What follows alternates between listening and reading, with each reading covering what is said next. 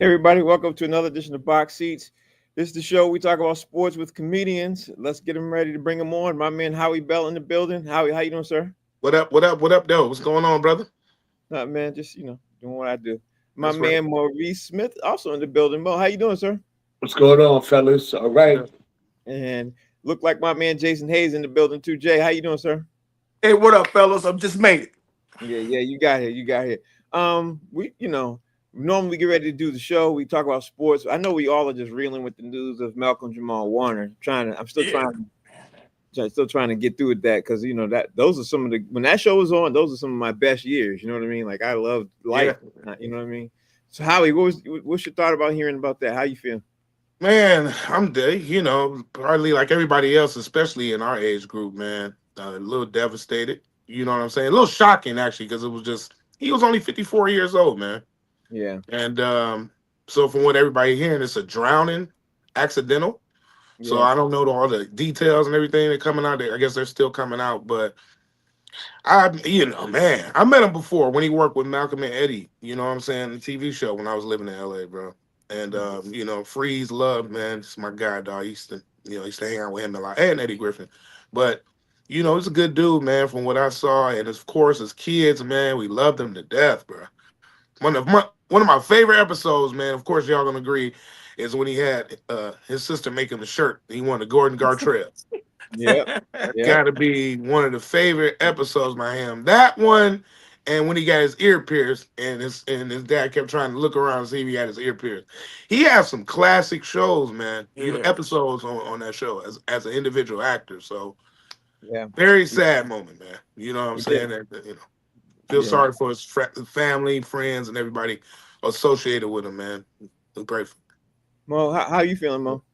Yeah, when I saw actually I was at work and my coworker something pinged on his phone. He was like, "Yo, man, Malcolm Jamal Warner passed." I'm like, "Come on, stop playing." Because all this fake stuff comes on the Yeah. internet. You know what I'm saying? It's somebody dying every other day.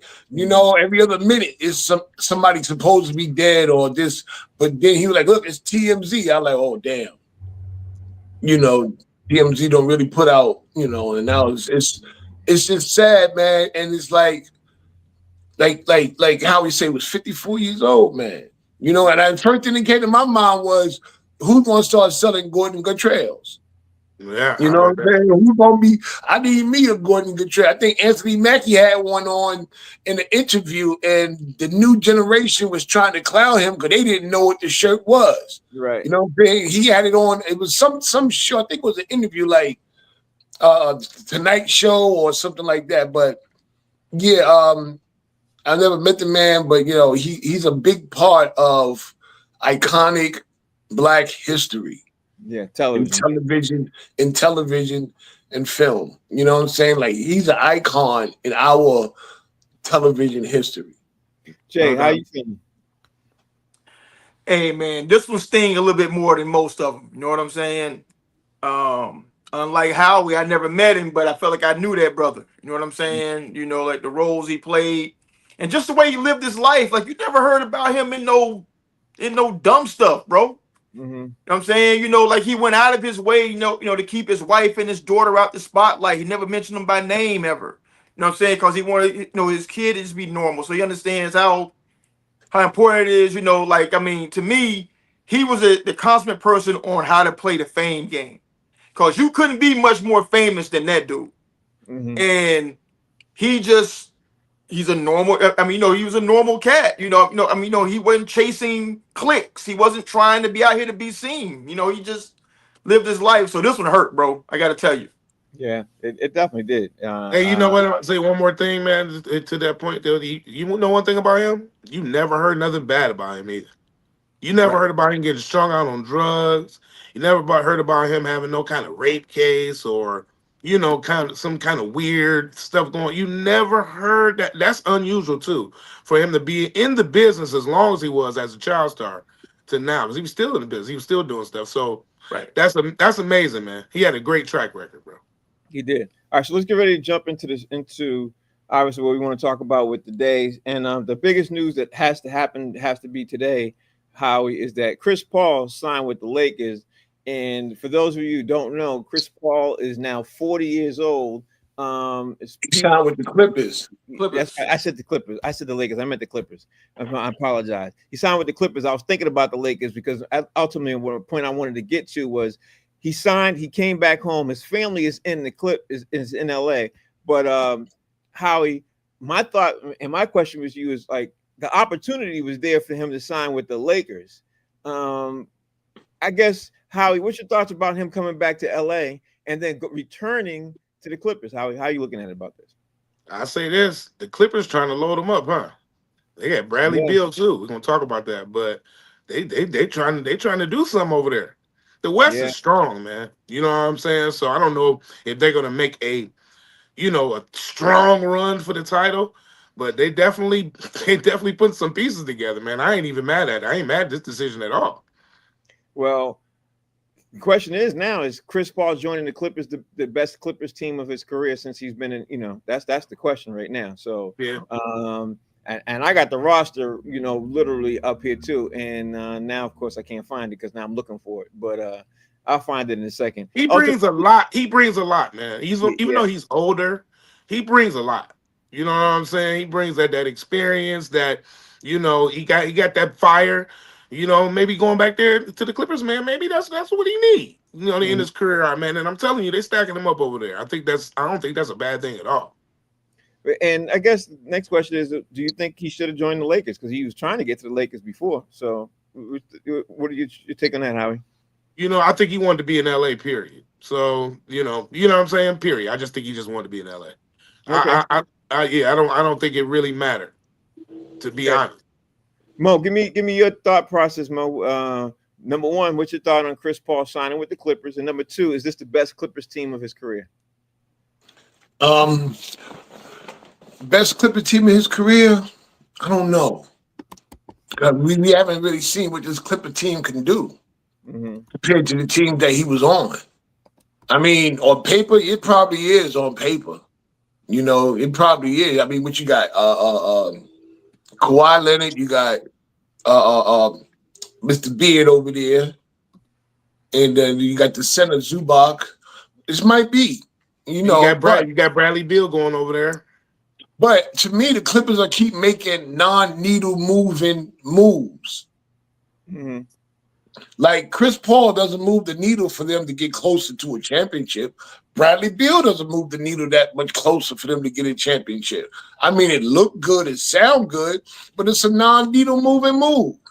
Well, they got Bogdanovich, they got Kobe Brown, Kawhi Leonard, Derrick Jones Jr., Chris Dunn, Brook Lopez, Nicholas Batum. They got a boat. So the first five that come off the bench, they could be five. They could be all right, and the next five coming off the bench, they could be all right. They have a great roster there. You know what I mean? Yeah, so they do. They can compete. And Chris Paul coming off the bench, it helps them compete. So I don't know, man. I mean, the West is such a gauntlet. It ain't an easy. You know what I'm saying? How what's the name say about Della Reese when Eddie Murphy was going out in the backyard to fight Della Reese? She ain't no easy win. Quick, that West ain't no easy win. Right. You know what I'm saying? That West, you can sit here and look at all paper all you want. That West ain't no easy win. No doubt. They ain't the only ones loading up. Jay, what's your take on Chris Paul with the Clippers? What's your thought on that? And is this the best Clippers team of his career since he's going back to the Clippers now? First, let me correct Mo. Red Fox said, "You better watch it quick. You're fucking with a heavyweight." Yeah. That's what he said. Yeah, that's what he said. And it was hilarious. Listen, two things. First, they better call Shaq to get some extra cases of Bengay delivered. And they better get some extra ice tubs in the building. Man, listen, the Clippers about to start handing out AARP cards at the door, bro. Listen, they are about as dangerous as a fangless rattlesnake. You hear me, bro? They are standing on what they have done. These dudes, understand this, Rube. Kawhi is always hurt. Chris Paul has been hurt like the past 2-3 years. Bradley Beal always hurt. So true. what are the odds that they're gonna like be able to field a team to do an 82 game series and still be competitive in the West? OKC average age is 24. Them boys ain't even got a stretch to get on the court. You know what I'm saying? So I don't think it makes anything. I mean, I just, he already announced that this is his last season. So I think he just want to do it, do his swan song in a uniform that he had his best years playing in, I think. Yeah, that makes perfect sense. Meanwhile, Howie, over the weekend, the news also broke that my man Marcus Smart did a buyout with Washington, and then he ended up joining the Lakers, which I thought was eyebrow raising, especially I'm going to say, because now Marcus Smart brings some defense to the, obviously to the Lakers that badly need some defense. You know what I mean? So, what's your take on Marcus Smart joining the Lakers? Yeah, I didn't see that coming. That's news to me right now. That's kind of I actually think that's smart, Marcus Smart. You know what I'm saying? Get over there with the Lakers, man. That's all right there. I kind of like that. You know what I'm saying? Because I like him as a player. You know what I'm saying? I know you do. Frank. But I tell you, man, I think that's a really, really brilliant thing he just did right there. And what the Lakers did, they're trying to do something too. They ain't over there playing around. They ain't just sitting back. Like you said, the West is just so stacked, though. I mean, God, my God. I mean, you know what I'm saying? They going anybody from the East probably gonna lose for the next couple of years. I don't see, you know what I'm saying, how they can just compete with the strength. Same kind of thing goes in football comparison with the AFC and the NFC. But yeah, right, 100%. yeah. Mo, I saw a lot of people tweeting about how Marcus Smart joining the Lakers makes them a championship roster because obviously they could sign DeAndre Ayton, and we know they got LeBron, and we know they got Luka. So, are you thinking that this is a championship roster with Marcus Smart joining the Lakers, Mo? I think it's a tough roster. I don't think it's a championship roster. I think it's a tough roster. I think they got some work to do to get through them. But championship, not yet. No. I don't think so. No, I think they're a tough team. They get to the second round easily. They're not a playing team. You know what I'm saying? They make they move, but no. Okay, all right. Jay, I'm interested to hear what you think. I mean, since when does a bench player make you a championship contender, man? Like, he's not gonna start. Mm-hmm. You know what I mean? And I don't even know, what he even has left at this point. I'm saying he was never really a scorer like that. I mean, he brings the D. Pause. You know what I'm saying? But he was never a threat with the scoring, and the Lakers really need scoring. I mean, they need defense. You don't get me wrong, because Luka's terrible. But to me, I don't think he helps them all that much, to be honest. They need scoring. They need shooting, and he can't shoot still. Yeah, that's true. That's why I was happy when he left the Celtics, because he couldn't shoot.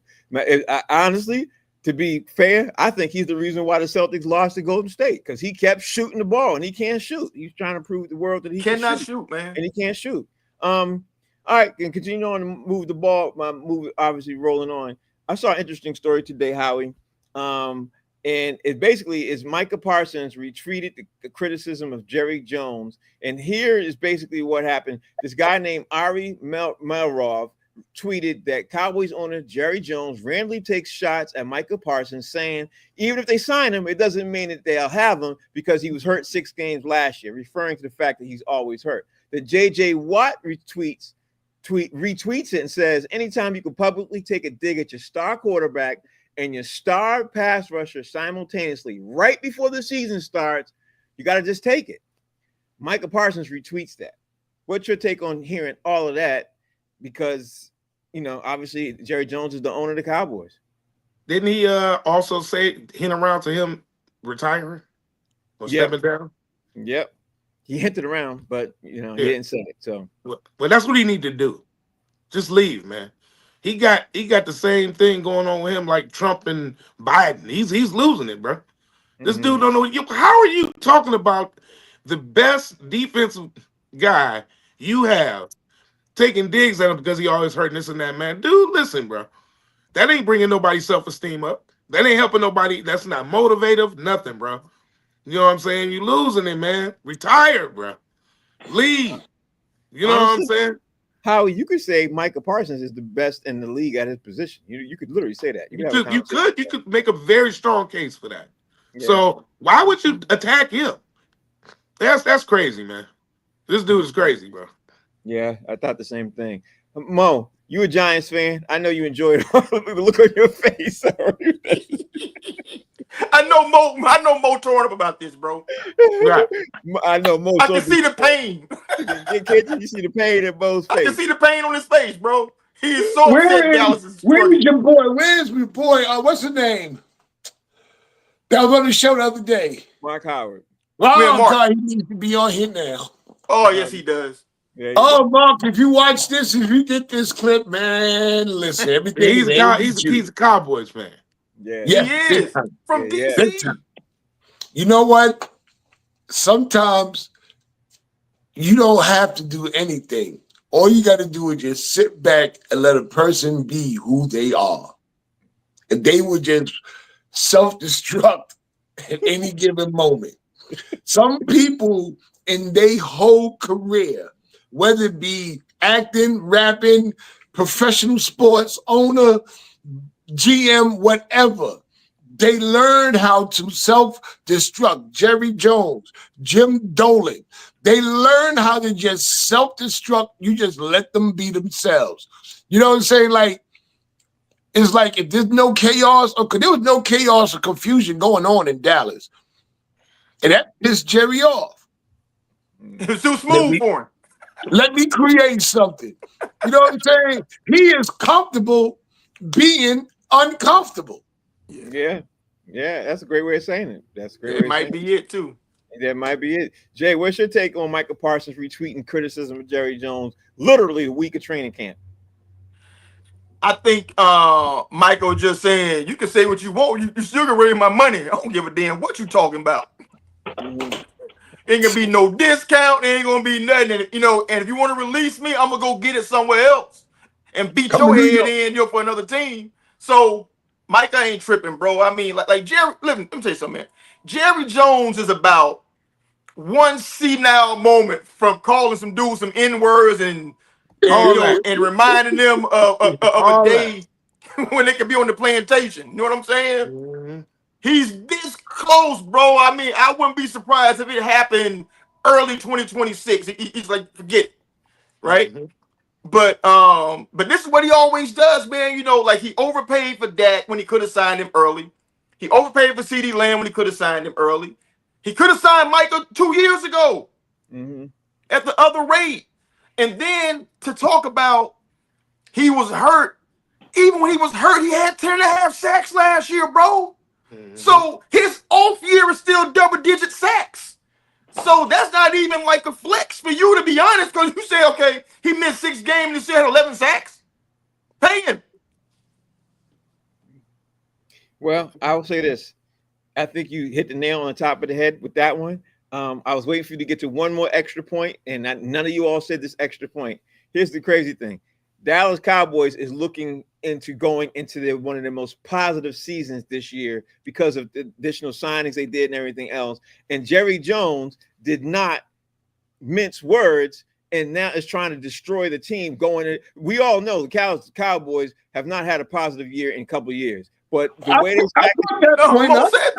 said that. I said there was no drama going on. Everything was going smooth. Right. But what I'm saying is this is the most out of the last 5 years. I don't think anybody would dispute the statement I'm about to make. This was going to be one of their most positive looking forward to teams that they have on paper that they've had since they drafted Micah Parsons. And probably before that. And let me go ahead and piggyback, because I've been saying on this show for the last, I don't know how many, about months or something, that this is going to be Dallas Cowboys year. I said that.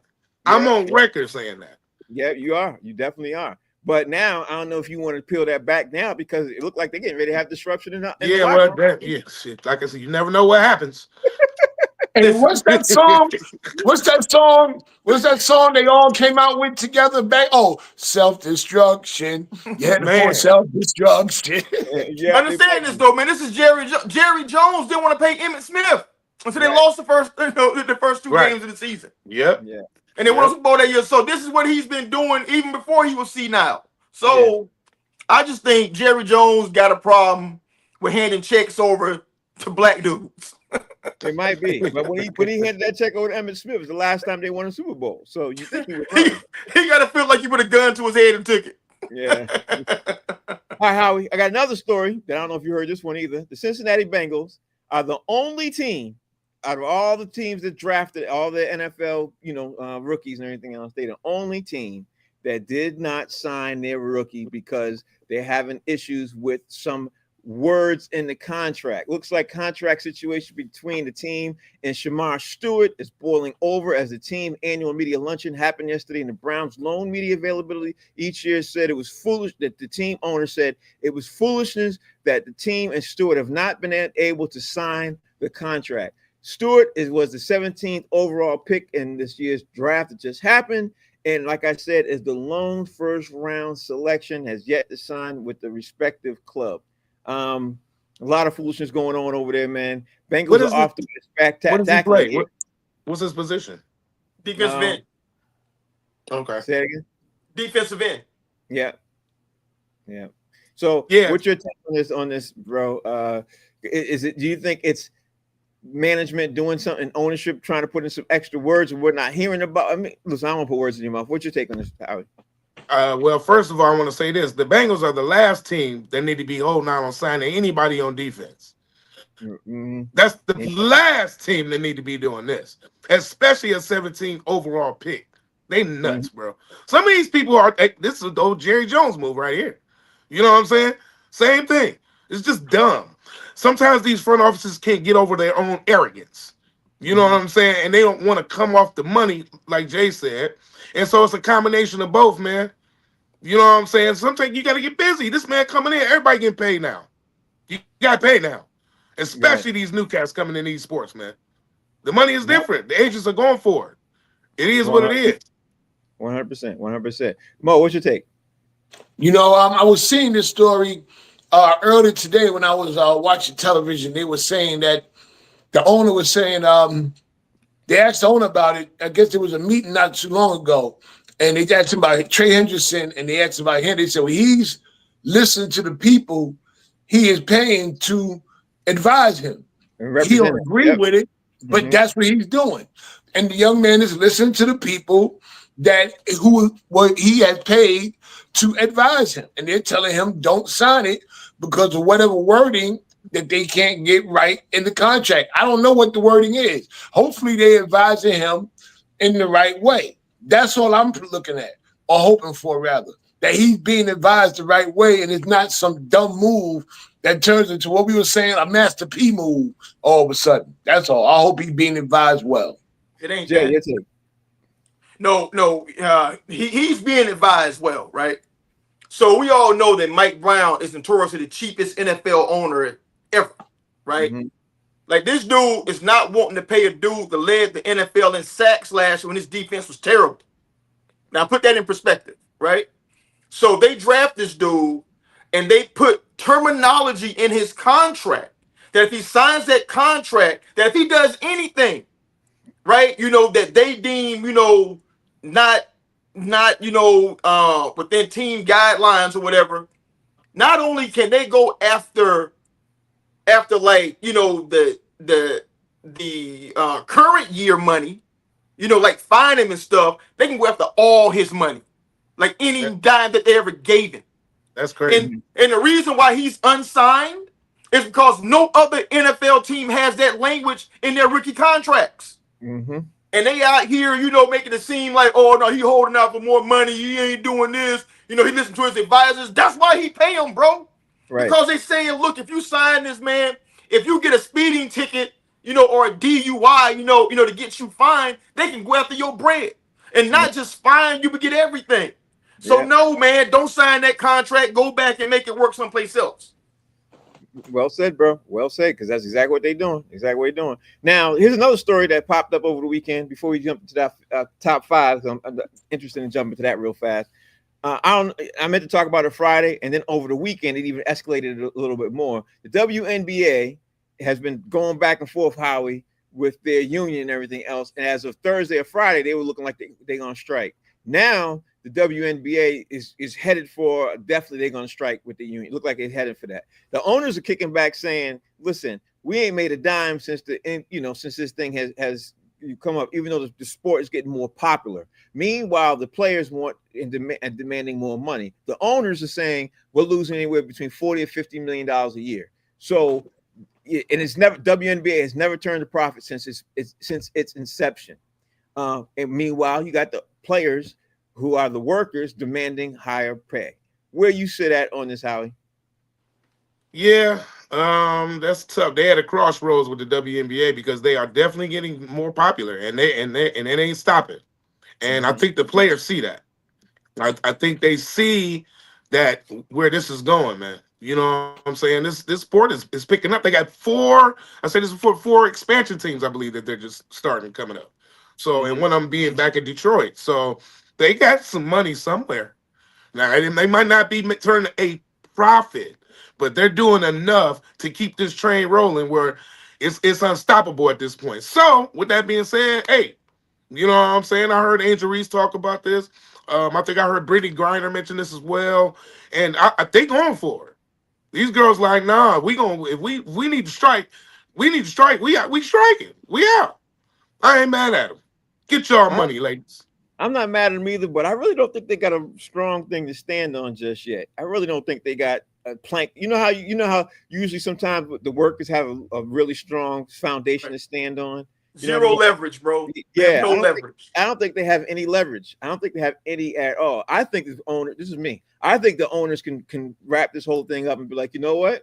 Y'all want to walk away? Then so be it. And they can say they tried. That's what I think. But I don't want to give too much and say my words because it shows about y'all. So Mo, tell me what you think. Funny thing. Once again, me and my coworker, we sitting back talking, and he said that his boy looked it up, and his boy said he makes more money than Angel Reese. Mm-hmm. Shoot, I looked at her contract. I'm only a few thousand shorter than what she's making. Mm-hmm. And I'm in a few months, in about between now and the next 5 years, I might be making more than her with my bumps and my salary increases. Right, but Mo, at the end of the day, do they have leverage to stand on there and be demanding a strike? But as you said though, Frank, they're not. The WNBA has not made any money. They have made stars, but they haven't made any money. Right. And they don't have a lot to stand on. And you're right. I think it's just like I think a certain situation I think that you went through with a particular club here in Boston. We're gonna do it just to say that we did it, so we ain't got to do this shit again. Yeah, that's 100%. I think that's the possibility that they're looking at. Jay, what's your take on this? Because you just shouted out leverage, and you can't shout that out any louder, bro. You can't. They have no leverage, bro. Understand this. They're not remotely profitable. Right. They are wholly subsidized by the NBA. They lose $40 million a year. Yep. Right? Now, in business, and understand WNBA is a business. In business, you eat what you kill.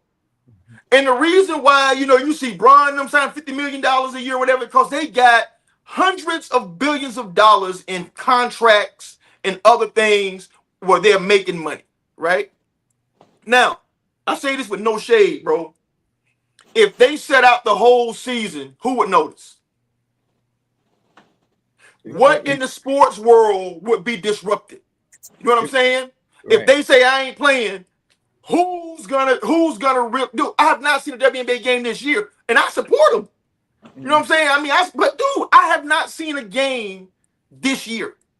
I think if Caitlin Clark sat out, you would notice. No, I wouldn't because I don't watch the games. No, you wouldn't. I wouldn't. I don't watch the games, bro. When I say you, I mean no disruption to my life. Hold on, Howie. Let him finish. I'm saying the sports world. Hold on, Howie. The sports world wouldn't care, bro. They just talk about more baseball. That's all. That's it. You know what I'm saying? Because you understand this, bro. You are operating at a $40 million loss. And the league was founded in 1996, bro. So that's almost 30 years. You have not turned a profit in 30 years. And the first time you get traction, where people are kind of paying attention to you, you threatening to walk out at the time that people are actually looking at you. Right? Nobody paid attention at all until like 2 years ago, right? And now that people are paying attention to you, now pay us what you owe us, okay? So basically, if they paid you what what they owed you, they hand your ass a bill and tell you to run me my money. You know what I'm saying? That's what it is. I mean, listen, it's business, and they want people who are good at business to be bad at business to their benefit. They don't make money. Can I piggyback off that? What you're saying? Can I piggyback off of that? What you're saying? Because you made a great point. Let's just throw this out there for what the NBA right now is not paying the NBA players enough right now. If it was the NBA players to leverage and strike, now you talk about, because you want to use that same scenario what Jay just said. If the NBA players would sit out a season, would you notice? Everybody worldwide would notice. It would be, it would affect the sneaker industry, the advertising industry, the television industry. Everybody in the entire world would know, not just the United States, the world. If the WNBA players sit out, the only people who notice are the NBA players and their families. The NBA players right now, to subsidize their income, the majority of them play overseas to subsidize their annual income so they could just eat. Most of them are underpaid. 85 to 95% of them are underpaid. We all know that. That hasn't changed. That hasn't changed. Now, the girls go overseas too, don't they?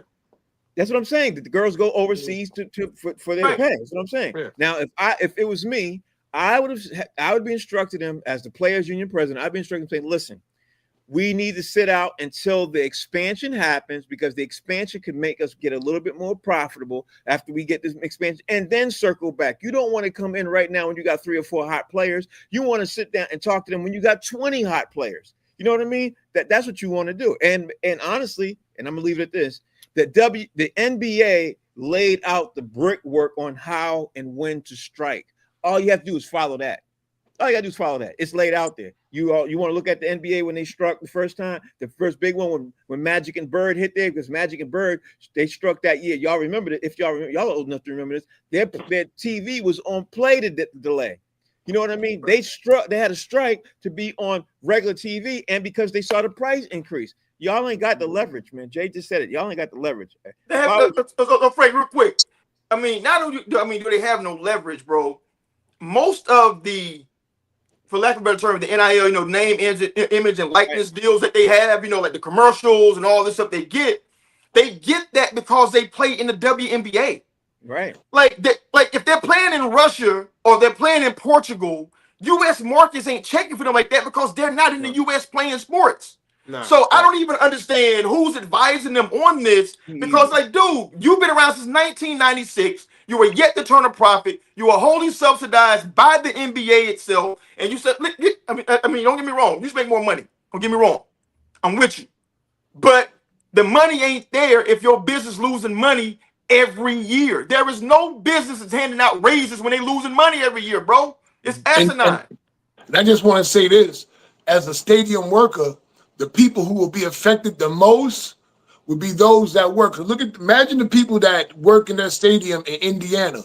They have had a full year of work when they really wouldn't, because right now it's the off time for the NBA. So a lot of stadium workers are off or doing like I do, working at another stadium during another season for a sport. Those cats in Indiana, those cats in Chicago, who else got NBA? All teams that have an NBA/WNBA team, those people who work in those stadiums, they get affected.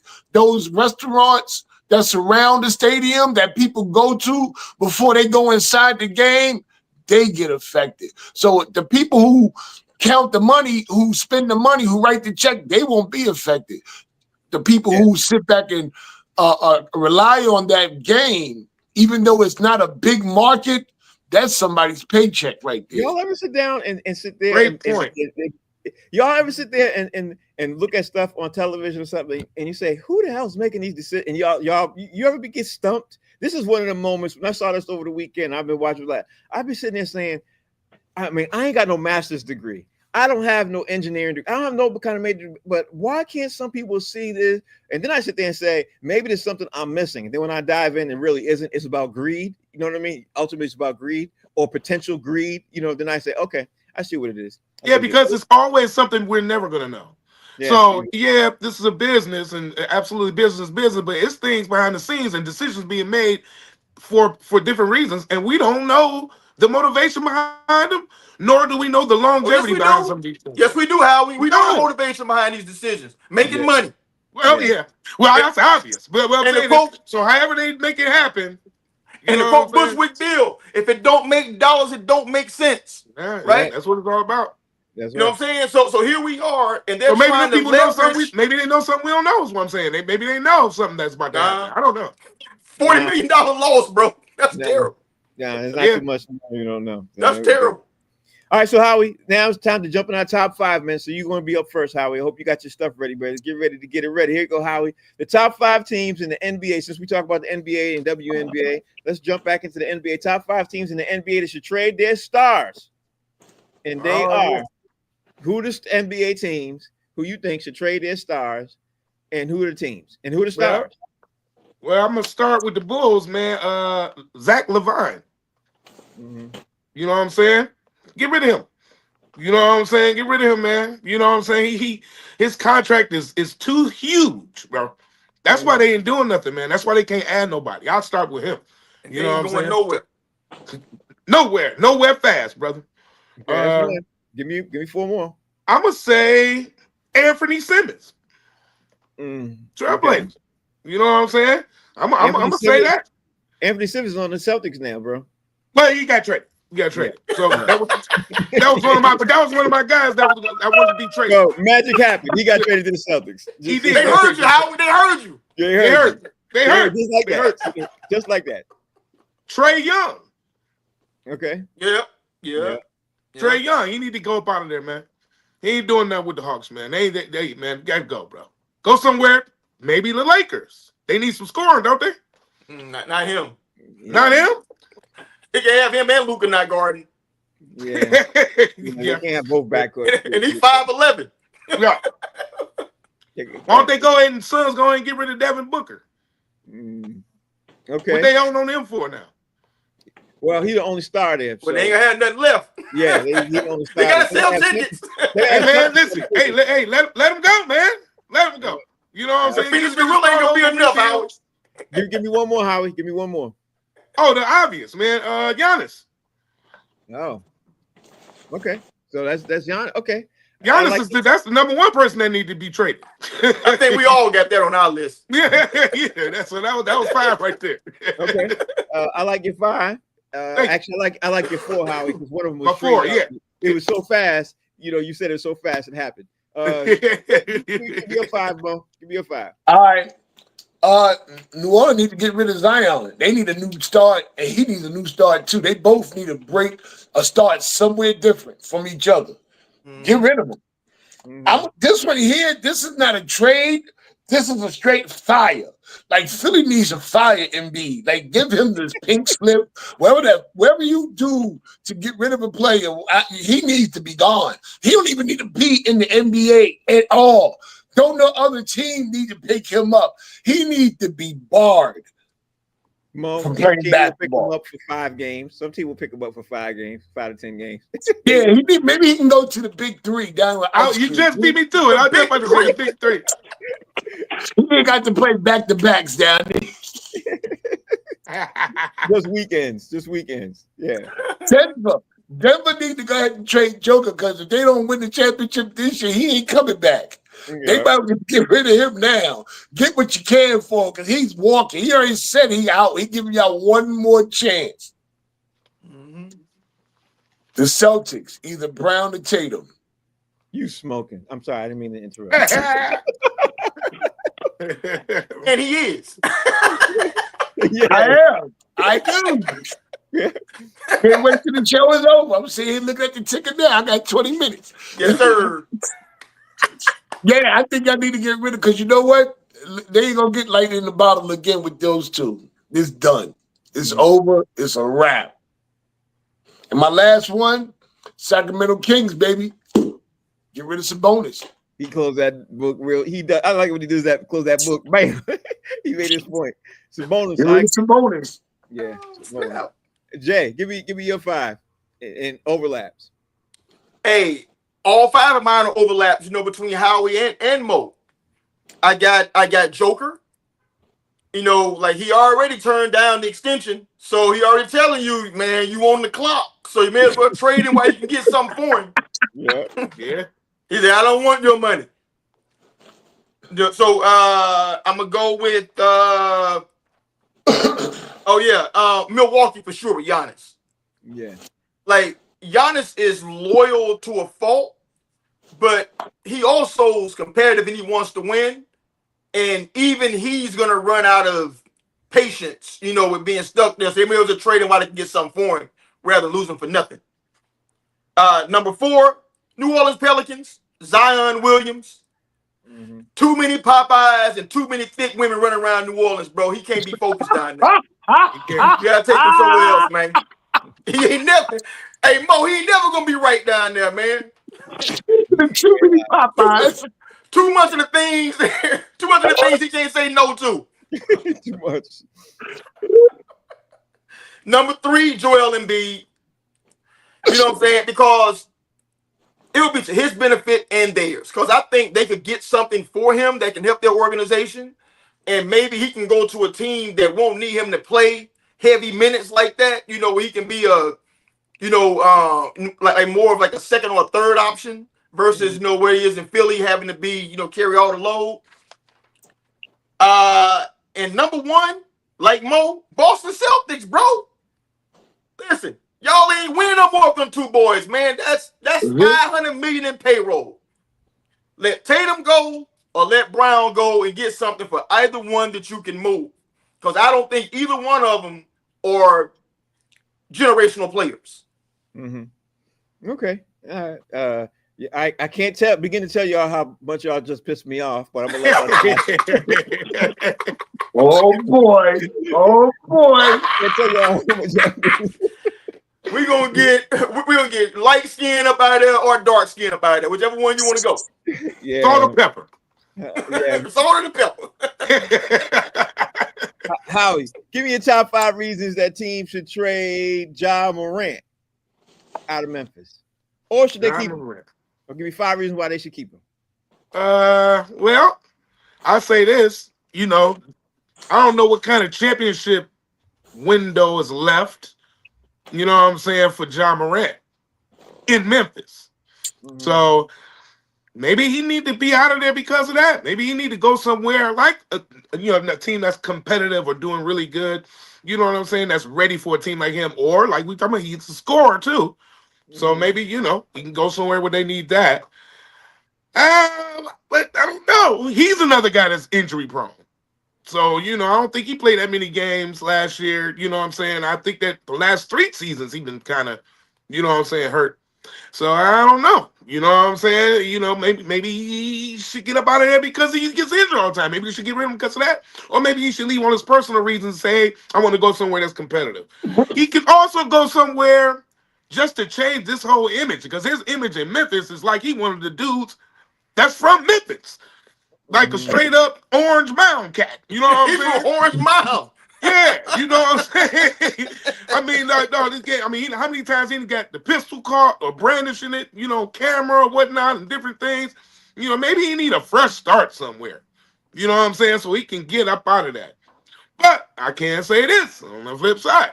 He don't dunk as much. What's up with that? Remember, he used to be flying out the gym? He ain't really doing that as much. Maybe that's injury. I don't know what that is.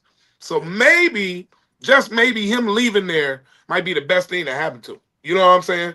In that small market, for the last thing I want to say is maybe he needs to go to the Knicks, or maybe he needs to go to the Lakers, just so he can be in one of the bigger markets. And I believe he makes any one of those teams better. 100%.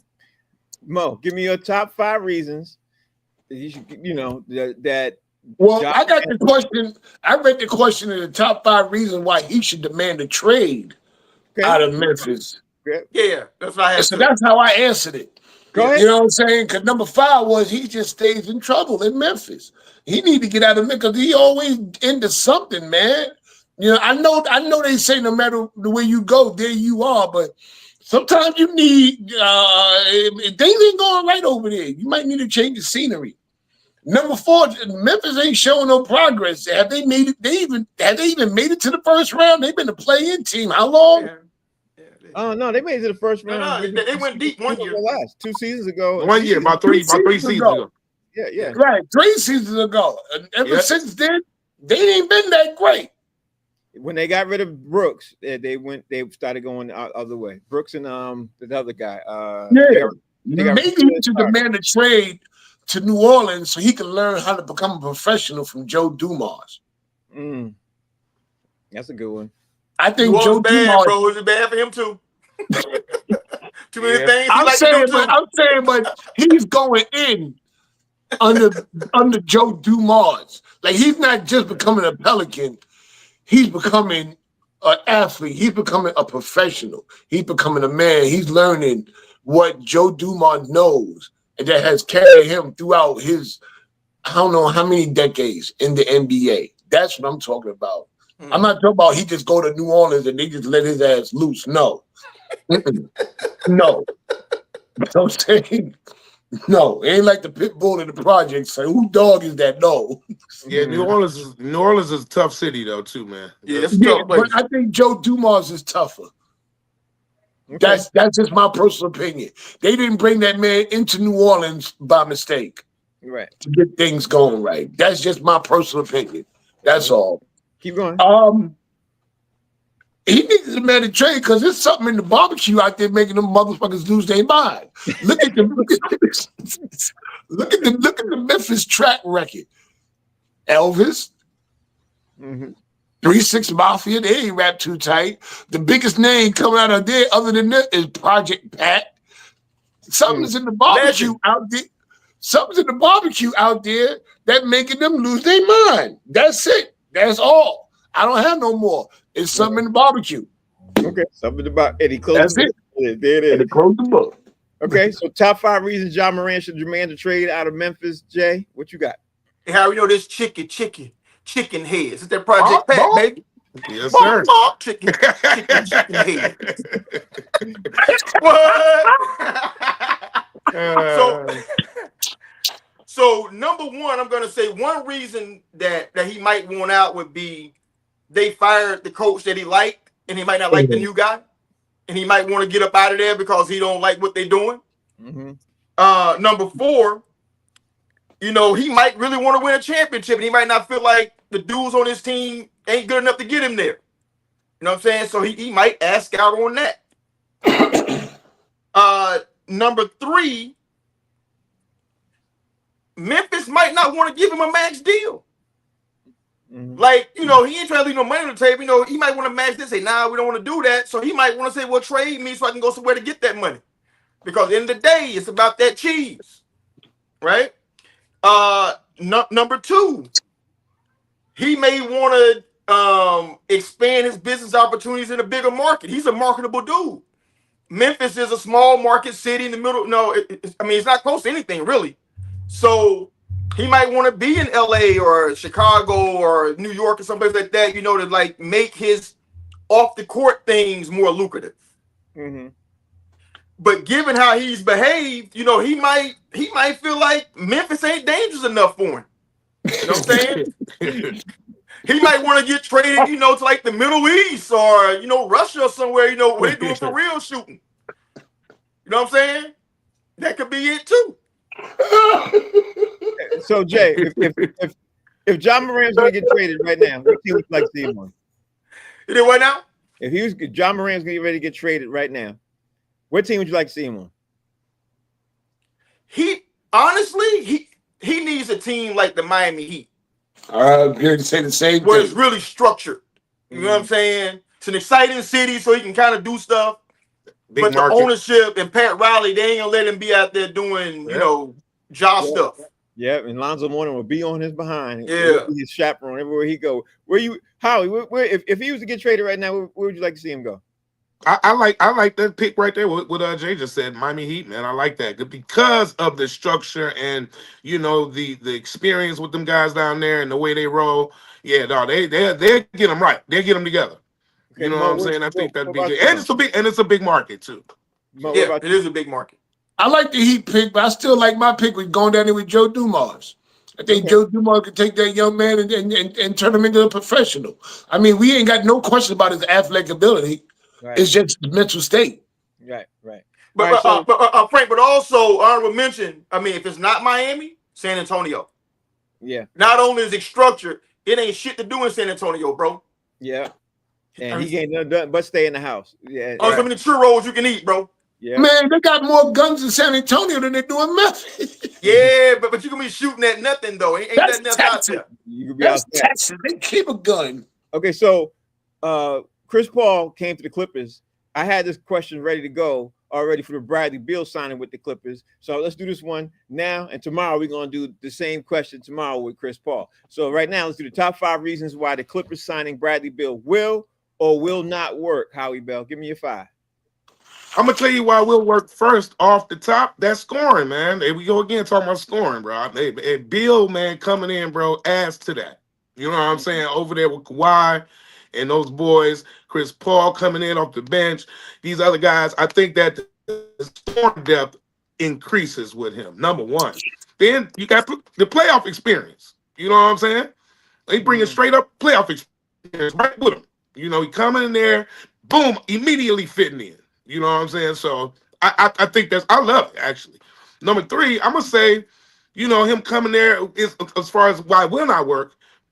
All these guys is ball hogs too now. Yeah. All these guys need to shoot the ball. You know what I'm saying? So I'm not sure how that's gonna work. You know what I'm saying? As far as chemistry and all that, and who's gonna get all the touches and all that kind of stuff, man. So I'm a little, you know, on that. Because here's my next one. Bradley Beal always kind of been like, you know, it's me, you know what I'm saying, on the squad. You know what I'm saying? You know, it's all centered around me type guy. So he got that arrogance too about, so I don't know, you know what I'm saying, if it will work because of that reason as well. You know what I'm saying? So then health concerns. We talked about it earlier, man. Him always, you know, being injured and things like that. You know, is that maybe it won't work because of that. So those will be my top 5. Will or will Mo, not. give me your 5 on the reasons why the Clippers signing Bradley Beal will or will not work. Won't work because a key player is going to go down. Bradley Beal ain't going to carry no team. You know what I'm saying? He ain't carrying no team. They get too many key players down there. They stuck with him. That's what they are. That's what they got. Him. 4. For some reason, I've been watching this happen for years. A team with a whole lot of big name veterans never work. Mm-hmm. They did it in Houston, trying to get Barkley a ring. Didn't work.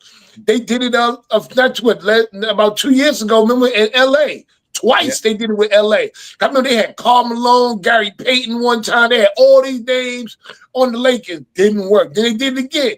Melo, a whole bunch of names on the Lakers. Didn't work. A team with a whole lot of veterans, it never. Huh? They did it with Brooklyn too. They do it a lot. It never works. It never works. The West is a gauntlet. I don't care what you say. The Clippers, man, can't run that gauntlet. Even I don't know. It ain't gonna happen. It's not a good chance that they all gonna stay healthy. Okay. Sorry. I don't want to see nobody get hurt, but it's just a chance that they're not gonna all stay healthy. And like someone said, man, you know, somebody got to pass the ball. Who's going to pass the ball? Yeah. Yeah. Is that your book closing moment right there?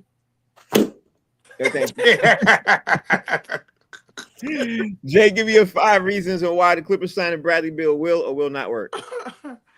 Okay. One, I'm gonna say it can work if everybody stays healthy. Number 4, I'm saying it won't work because ain't no way everybody's gonna stay healthy. Yeah. Right? I mean, you know, you're talking about Kawhi missed 34 games last year out of 82. Mm-hmm. Bradley Beal missed 58 games out of the 164 games that he was on the Phoenix Suns roster for. Mm-hmm. Okay? So the odds of Kawhi, him, and Chris Paul. other dudes 35 plus, staying healthy the whole season, not great. Number 3, injuries happen to everybody. You know, they can catch a break. You know, maybe this is the one year, where they stay healthy and everybody else has injuries, right? Every single one of Golden State's championships happened because other teams had injuries. Yeah. And you can look it up. Number 2, as to why it won't work. Man, they steal the slippers, man. You know what I'm saying? They steal the slippers. You know, they are the Washington Generals to the Harlem Globetrotters, bro. Real life can't get rights. It ain't never gonna work out for them. Which brings me to the number 1 thing. The stench of Donald Sterling is on that franchise, bro. Mm-hmm. You know what I'm saying? For decades, he ran that organization like Ebenezer Scrooge. Like, even when they hit on players, he wouldn't pay them. He just trade them away to start over in the draft every year. So I just think that just karma on that franchise is bad, because you're talking about a dude who was out here racist, stingy, not paying people, and they rewarded him with $2 billion Mm-hmm. on a $12 million investment, right? Mm-hmm. I just don't think that karma works like that, bro. They ain't gonna reward them with championships after doing all that. Yeah, I agree with that. I'm looking at the time, and I want to make sure I get. Well, I was going to get this other question. I don't have enough time to do that. So let me just ask you guys this other question, last question, and then we can ride this out. Are we done, Howie? Are we done seeing big name signings, big name trades in the NBA before the season starts, or do you expect something else to happen? I don't know. Maybe, I don't know. Is Giannis gonna leave? Good question. So- All right, yeah. Good. What about you, Mo? Where you at? What you think? No, we ain't done seeing it. Because like he said, I don't think Milwaukee is done. You know what I'm saying? I don't think Detroit is done either. We might see some shakeup there. We ain't seen that much shakeup over there. That's a team that came kind of close last year, you know, and they had a key player on the bench. So that was injured. So I don't think we see. Nah, it ain't over yet. Nah, baby, it ain't over. I think we'll see some more signings. But I don't think we're done seeing big trades. I think we're going to see another big trade or two happen before. So I agree with that statement. Jay, where you at on this? And what you just said, I was gonna say. I mean, I don't think we're gonna see any more big free agent signings, but we're gonna see some blockbuster trades take place before it's all said and done. Yeah. I guess the last question I'm gonna ask you, something that this is I don't know if you guys noticed or not, but this is in the NBA in the last calendar year. This would just happen. This is the first year that we had so many players do buyouts, and then buyouts their own contract where they give the money back and then they sign with another team. First time we've had so many people do this before. So I'm expecting that maybe a couple more, you know what I mean, like that. So I don't think we'll have big free agent trades names signing either, but I don't think anybody expected Marcus Smart to do what he just did. You know what I mean? Things like that happening would shock the league. So I just want to throw that out there, see if anybody else agreed or disagreed, if we might see a couple more of those. And I think we will. Hey, man, listen, dog. Anytime you can give the money back to somebody and get way more, hey, bro, that's whoever created that buyout thing. I think LeBron, right? Created that. Who created that? I don't know who created That wasn't Bron. That wasn't Bron. Okay. I don't know who created that buyout thing, but whoever came Owner up with started that is brilliant. It's brilliant. You know what I'm saying? Because if I got a better deal, I'm not locked in over here. I give your bread back, I'm good. Yeah, but then you got to have the same thing that would happen with Damian Lillard too. You know what I mean? Like Damian Lillard, like they got that dead money where you can get cut, right? And they got to pay you that money, and then because you work out this deal, now you're gonna get the same amount of money with another team. You know what I mean? So Dame, people ain't talking about this either, but Dame is about to make 175 million dollars the year after next. You know what I mean? Like, you mentioned that. and will be 36 years old. I don't think we're going to see that before or after. I don't think we're going to ever see that again. But especially for a season. I was tripping off of SGA getting 71 million this season, but this amount of money this dude's about to get is insane. So with that being said, I ain't forgiving nothing back though. You know what I'm saying? I'm like, hey, you got to cut me, Playboy. Listen, I'll come to the arena wearing slippers and a bonnet. Sit on the sideline. You know what I'm saying? Ordering hot dogs. Hey, just run me my money, dog. Yeah, ain't not getting. I ain't giving nothing back. Howie, how can we find you, man? What and how can we follow you? What's going on? Hey, man, Howie Bizzell, HOWIEBIZZELL. And if you're in the Detroit area, the Qs are having a boat ride this Thursday for the Omega Psi Phi Fraternity Incorporated Leadership Conference, Detroit, Michigan. Come on, hey, guys. That's gonna be fun. Yes, Mo. it was. MOE_comic.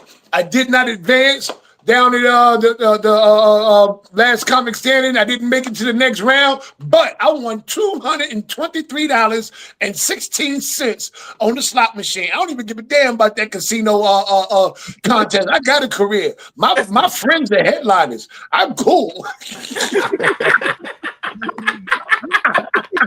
This will get some drinks.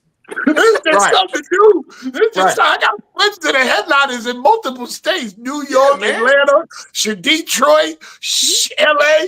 I'm good. I don't need no damn Mohegan Sun. There you go.